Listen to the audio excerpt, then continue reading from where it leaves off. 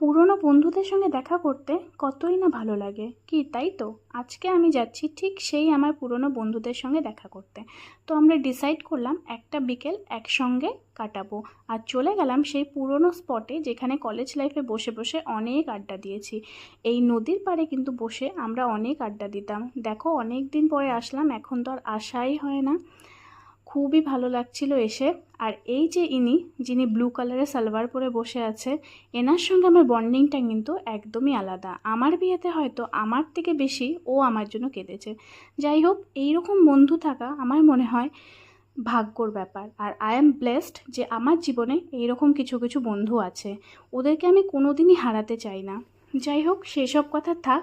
তোমাদের সঙ্গে আজকে পরিচয় করিয়ে দেব আরও দুজন কিউটি পাইকে। দেখো, এই দুজন কিন্তু আমার জুনিয়র। অনেক দিন ধরে দেখা করবে করছিল, আজকে সাডেনলি দেখা হয়ে গেছে। আর